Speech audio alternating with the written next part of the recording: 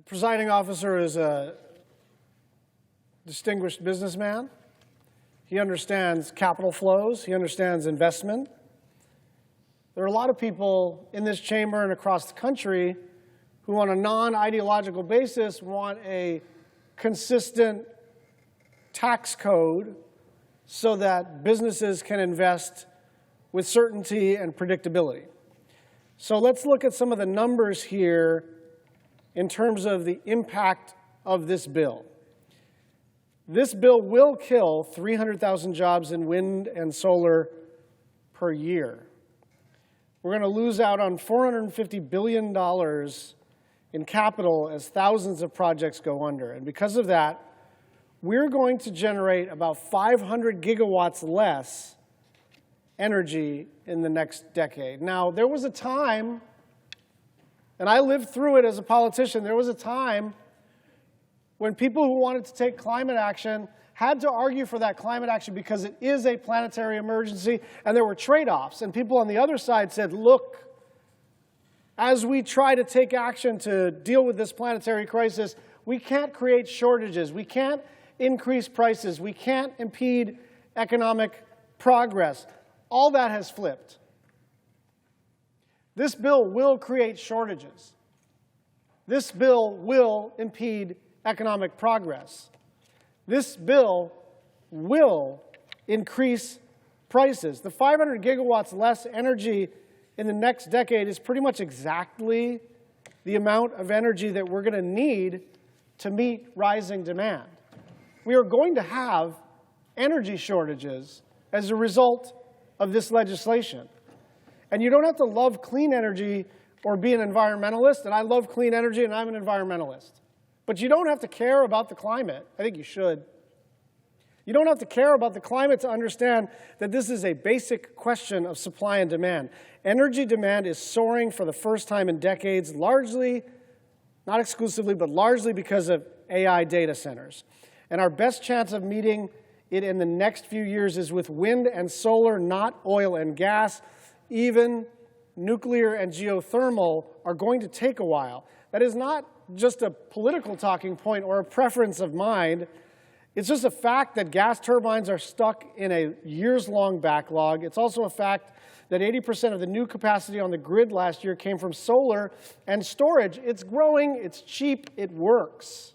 And there are hundreds more projects that are in the pipeline waiting to be hooked up. So the idea that we're going to kill the only energy that can be brought online in the short run, the very same week that half the country was meeting melting in a record heat wave, which left tens of thousands without power, is beyond absurd.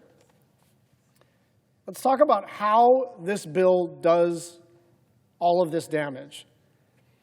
Specifically, it creates an impossible deadline for projects to be operational in order to claim the clean energy tax credits. Remember, these clean energy tax credits are federal law. They're on the books. So when you have a federal statute, it is not unreasonable as an investor to say, look, I got this tax credit, I'm going to get X percent back for my initial investment. And you do the pro forma, you do the underwriting, and you figure out that the thing pencils out. And now what they're saying is that you got to be operational in 60 days.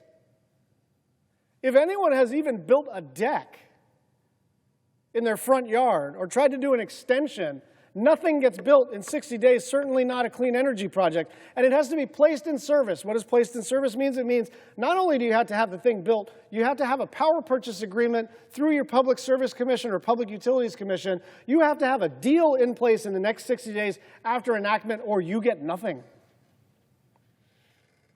So imagine you're a company investing in a solar or battery storage project. You've already put money down. You've secured land and a power purchase agreement, and you're working on permits. And when you started the project, the tax code said you could claim a credit to cover the upfront costs. Now, unless you are fully operational, you're out of luck. On average, a project takes 4 years to go through the full process. So even if you've already started that progress, you now have very, very little time to get it done. We are going to strand hundreds of billions of dollars in capital. And so the impact on price is going to be crazy. The impact on jobs is going to be crazy. But the impact on America as an investable proposition is the most dangerous part of this. I don't know that we've ever, through federal law, made a big subsidy, made a big bet on a certain industry, and then halfway through that process said, never mind, we didn't mean that, you're stuck. According to the Edison Electric Institute, and by the way, I can guarantee you this is the first and maybe last time I will ever quote the Edison Electric Institute, that'll cost people, not companies, people, ratepayers, $60 billion in this decade alone. Your electric bills are about to go up.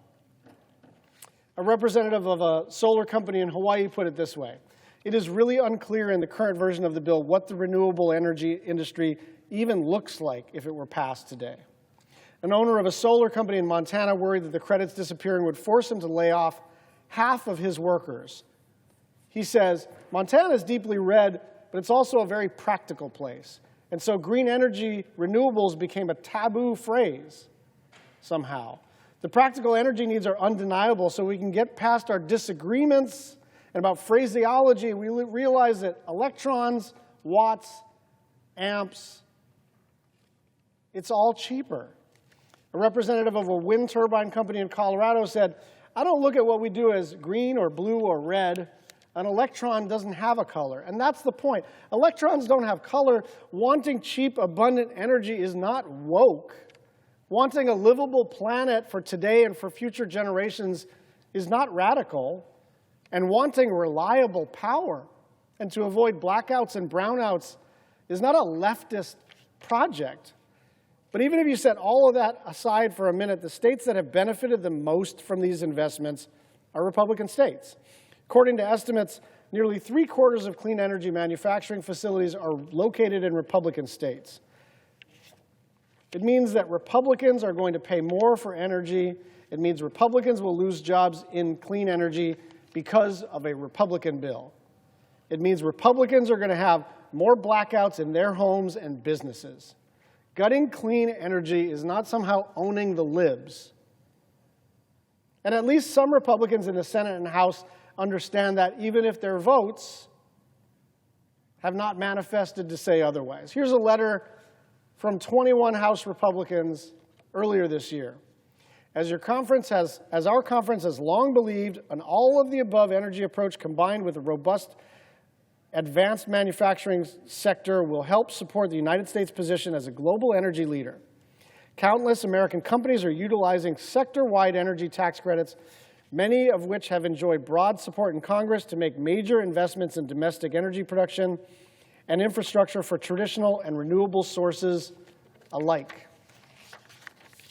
And it goes on, as energy demand continues to skyrocket, any modifications that inhibit our ability to deploy new energy production risks sparking an energy crisis.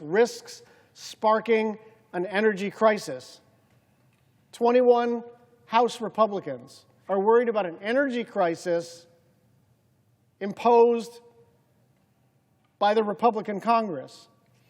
It goes on. This is especially true for energy credits with direct pass-through benefit to ratepayers, where such repeals would increase utility bills the very next day. This is not me, progressive senator from the state of Hawaii, who has made a career out of fighting climate change. This is 21 House Republicans saying, like, we're going to create a crisis here. Maybe we shouldn't pass this thing. A lot of this stuff benefits us. If we're all out here talking about all of the above, why are we cutting off our nose to spite our face just because someone wants a talking point? Like, people are literally going to lose their jobs immediately upon enactment. America is going to become a very challenging place to make major investments in immediately upon enactment. The AI industry may move abroad immediately upon enactment. And prices will go up pretty much right away as well. A group of 175 mayors and local leaders wrote, for the first time, state and local governments, as well as essential nonprofit community organizations, such as houses of worship, hospitals, and schools, can access the same clean energy tax credits as the private sector through elective pay. This has led to major projects in our communities like solar installations for town halls, alternative fueling infrastructure and charging stations for local government fleets. After 1 year of direct pay implementation, over 1,200 organizations, including 500 state and local governments, are already accessing these incentives. We are excited about these projects and the benefits that they will bring to our communities. However, as local leaders, we are concerned that repealing these tax credits would create economic uncertainty in our communities, as it would prevent us from accessing those important benefits. You know, I grew up to understand Republican. Look, I didn't grow up as a Republican, but I did understand Republicans were for avoiding unintended consequences. Republicans were against radical change too quickly. Republicans wanted a solid business environment that people could rely upon. This is literally none of that. This is ideology manifesting itself as energy policy. And what's going to happen is people are going to lose their jobs and pay tons more for electricity. The building trades union called this bill, quote, the biggest job-killing bill in the history of this country. And they go on, simply put, it is the equivalent of terminating more than 1,000 Keystone XL pipeline projects. I've been here for a while. Keystone XL was a big deal to our friends in labor. I had some very tough conversations with my friends in labor about how important that project was to them and how it was in tension with some of our climate goals. But listen to what they say. It is the equivalent of terminating 1,000 Keystone XL pipeline projects. These guys are not me or Jeff Merkley or Eddie Markey or Sheldon Whitehouse or Martin Heinrich or Rep. Ocasio-Cortez or any climate advocate. This is the building trades. And they're saying this is the biggest job killer perhaps in American history. We actually don't have to do this, you know? The impetus behind this bill was essentially border spending and preventing the Trump tax cuts from expiring. And then a bunch of stuff got added on because that's what happens. And we were there for our own version of this, our own BBB, our own Build Back Better, and everybody in your party piles on with something new. And then the thing becomes a really challenging thing to pass because everybody's got their hobby horse. And somebody's hobby horse is not just to have an all-of-the-above energy strategy, but to go out of your way to kill clean energy. It doesn't matter that it's going to raise prices. It doesn't matter that it's going to kill jobs. People at all levels in the public and private sectors across the political spectrum are all saying the same thing, which is this is a bad bill for regular people, for the economy, and for the planet. One of the great things about our climate bill was that it made what was good for the planet also good for the economy. Clean energy became eminently profitable for businesses and widely accessible to consumers. And we made a choice there because some in our party didn't like the basic premise. They were attached to the idea of personal, political, economic sacrifice because the planet is in peril. And I understand that instinct. I understand that instinct. But we paved a new path and we decided, look, there's enough technology out there. There are abundant energy sources out there that we can actually solve our planetary crisis and create jobs and lower prices. And we can do it in such a way that blue states and red states, urban, rural, suburban, all benefit. Republicans are on the verge of undoing all of that, even though it will hurt their constituents. And in doing so, we're virtually guaranteeing China's dominance in clean energy for decades to come, because if you're China, you cannot believe your luck. Your biggest competitor is willingly forfeiting the fight over who controls the energy technologies of the future because Donald Trump is too busy trying to get us back to the pre-industrial age. This is the worst piece of legislation for the planet in the history of our country, and it's not even close. Republicans are effectively codifying big oil's wish list into law without exception. They are killing clean energy. They are subsidizing coal. They are dramatically expanding oil and gas leasing. They are purposely jacking up energy prices and creating shortages. And for what? Partially, it's to find enough savings to shovel tens, if not hundreds, of thousands of dollars into the pockets of individual billionaires. But even kicking more than 16 million people off of health care coverage, denying food to the poor, and adding almost $5 trillion to the national debt was not enough.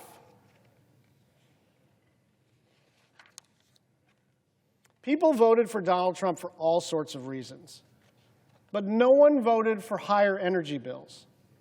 No one voted for more frequent blackouts and brownouts and dirtier air and water. No one, whether you're a Democrat or a Republican or independent, wants that. I want to be clear. This fight is far from over. This fight over this bill is far from over. But even if this bill passes, it will set us back. But the fight for the planet is bigger than any one bill or vote, and that includes the big climate bill that we passed in the previous administration. And as any movement that has successfully mobilized and made changes knows, progress is not linear.